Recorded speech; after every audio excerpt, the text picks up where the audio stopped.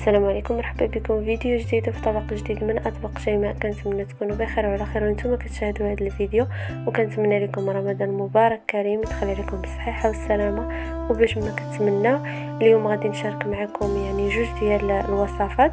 الاولى هي كيفاش نصاوبوا الذره المعلبه في الدار يعني بطريقه سهله وبسيطه بزاف، والثانيه هي واحد السلطه بريستيجي اللي كتجي غزاله والطريقه ديالها بسيطه والمكونات تقريبا يعني كلهم متوفرين في الدار واقتصاديين.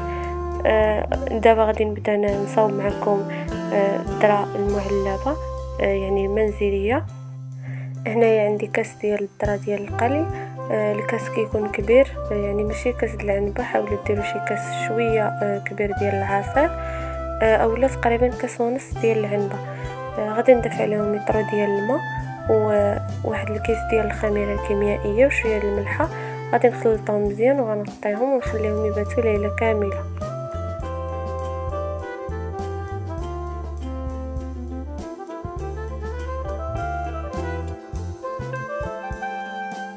من بعد ما كنخليها تبات ليله كامله غادي نصفيها من داك الماء ديالها وغادي نشللها مزيان يعني باش تحيد منها داك الشيء، وغادي نديرها في طنجره الضغط ونضيف عليها واحد لتر د الماء عاوتاني ونسد عليها مزيان ونخليها حتى كطيب يعني حتى كنبدا نقيسها وكتبقى تبزط في اليد. هانتوما غادي تشوفوا في الفيديو كيفاش كتولي.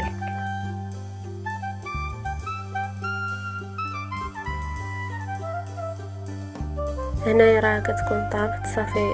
كنطفي عليها البوطه، كنضغط عليها بالصبع ديالي كتبزط عادي يعني كتجي بحال اللي كتشريو من الزنقه. هنايا غادي نديرها في واحد القرعه ديال الزاج اللي كتكون معقمه وناشفه مزيان من الماء.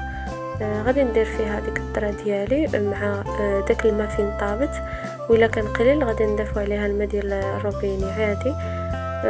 وغادي نضيف عليها الملحه ونسد عليها مزيان ونخليها حتى كنحتاجها وكنستعملها عادي.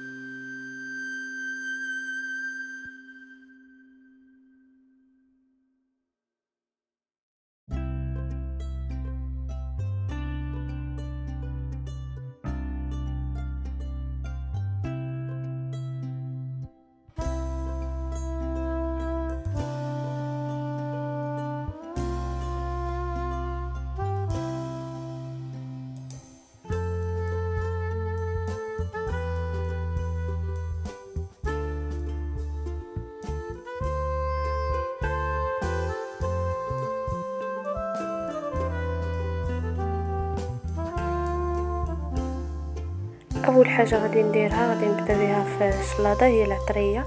غندير الابزار والملحه والزيت والخل وغادي نحركهم مزيان وغادي نديرهم بكميه شويه كثيره باش يكفيوني في كاع يعني الحوايج اللي غادي نخلطهم معاهم باش تجي الشلاضه منكه ما تجيش باسله ويجي الزواق على والو.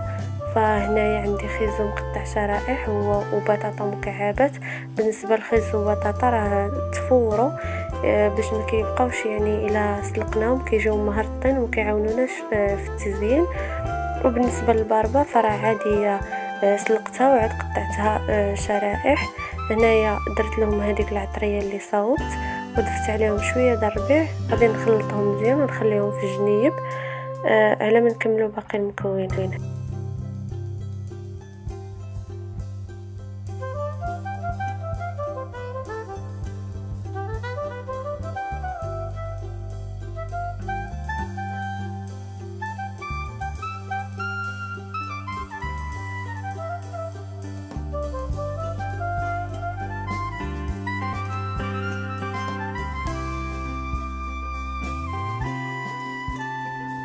هنايا عندي الروز مسلوق مع الجلبانه وخيزو محكوك.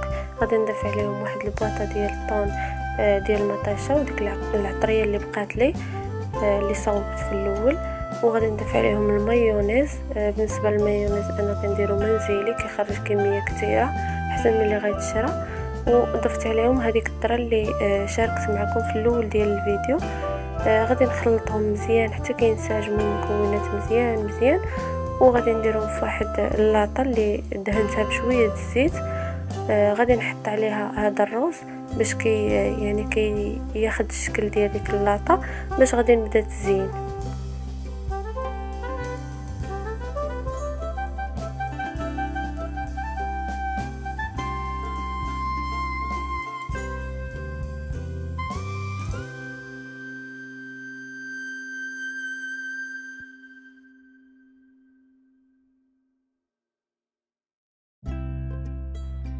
هنايا غادي نبدا نشكل الرز في داك القالب اللي سبق لي دهنته بشويه الزيت، ما تكثروش الزيت.